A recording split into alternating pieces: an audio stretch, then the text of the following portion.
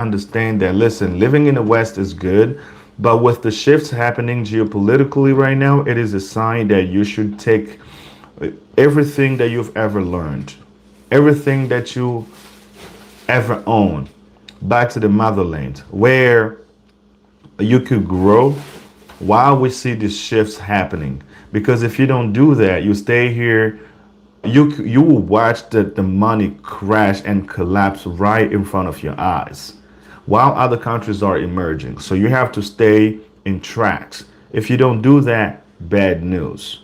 So then I came here to let you guys know that, listen, we have the potential to do better things than we think we could do. We can handle a lot of things. We come from countries that, you know, have a lot of resources. We come from countries that have everything you could possibly need for your survival. But then we don't use them at its all potential. We somehow think by coming to the West is going to solve our problems. But when we get here, we realize how much we miss where we come from.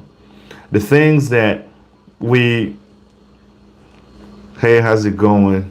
You know, got somebody from the chat from Berlin. You know, shout out to you and thanks for joining the chat. So listen, these things are very important. So we got to look at them very closely. Well, if you're an African living in the diaspora, it's always, you know, a smart move to think about going back to the motherland and start investing in, you know, various things. We need investors to change the narrative. I've always talked about this and I will never stop until more of you out there join people like me. When I tell you I receive emails, phone calls, people want trying to do business, people trying to learn more about the country, you never see that. And when I started this YouTube channel, I never thought one day I will be getting this correspondence coming from people who are not even directly from the Congo, but who have interest in doing business in the country. So now, as Congolese, think about it for a second. You were born and grew up in this country. You left for opportunities. It's a free world. If you know whatever you're doing where you are is not working out for you, you can try other places. Everybody's allowed to do that. But once you get to a certain place and you see the potential that the country you come from present, do not hesitate. Come up with a plan and see what you can do to make things better where you come from. Because a lot of people that go over there to the we all go to the West and we appreciate the infrastructures that we see here. We appreciate everything that makes these countries great. But then sometimes we look at our countries, we start criticizing our politicians, which is, by the way, it's not a bad thing to do. But criticizing a politician is never going to change anything. A politician is a human being like you. They enact laws and they pass bills that only benefits business people. But if you into business and you mean well, you could only influence politics by paying these House of Representative members or senators. That's simple. It is that simple, and that's how it works. Why do you think all these other countries are able to do the things that they do? Because sometimes they rely on their Congress to do things for them. If the Congress does not play ball with the business people in our country, after everything that they do, they always, you know, find different strategies to make sure they get exactly what they're looking for. But with money, you are able to change things and to turn things around.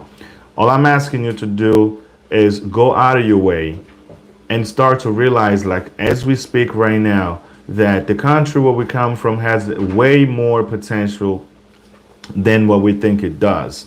Because you'll be surprised how many people that are not from Congo who want to do business in the country. And someone like me, the mindset that I have, I welcome everybody. Everybody's welcome to come to the Congo and do business, conduct their businesses, as long as they have good intention and they do not have ill intentions like our neighbors Rwanda or Uganda who are always attracted by our natural resources, which, by the way, I don't believe with their own strength they'll be able to do anything.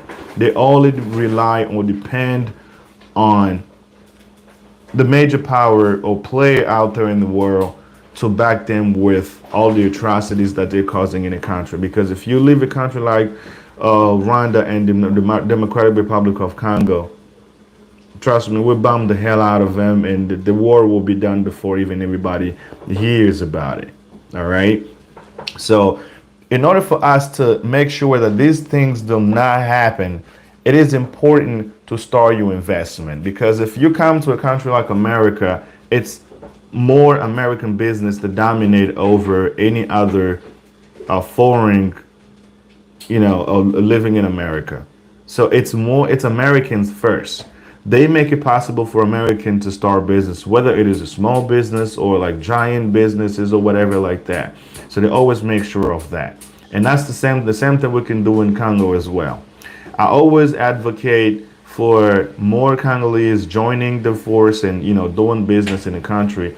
But this is never going to happen if we keep we're continuing to get more comfortable in the West, because the more we stay here, the more we are continuing to build these countries, because we pay our taxes here. Me as a Congolese that moved to the United States after many years of living here, all my taxes are paid in the United States. The Congolese government does not take a dime out of my pockets in terms of paying in terms of paying taxes. However, there are other ways that I found and it works perfectly, that I can put money that I'm making here in America into the Congolese economy. That's why I started my farm. I started my business because I believed in it, and I still believe in it, and I'm pretty sure this is going to work out just fine. It's only a matter of being patient and actually collaborating with the people who have the same intentions as I do. And I will never mess around with people who are only there to discourage and tell you how horrible of an idea it is to conduct business in the country. Hell, you're free to do whatever you want. You want to take your business back to Europe, to America, to Brazil, whatever part of the world you feel comfortable, go about it. Feel free to do so. But I made my own decision, and I'm pretty sure that this is just going it's going to work out. Okay, so this is why I always talk about agriculture, because I really don't see anything else. There are so many things you can do out there, but like the fact that I care more about living green and also protecting our planet.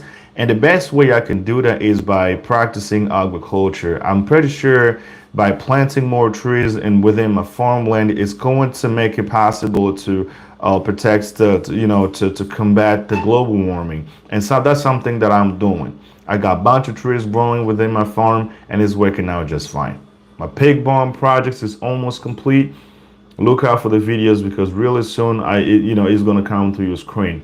But let me grab this this live chat real quick, and I'll get back to you. Hey, what's up? What's up? What's going on? Thanks for joining the chat, man. It really means a lot. You're all the reason why I feel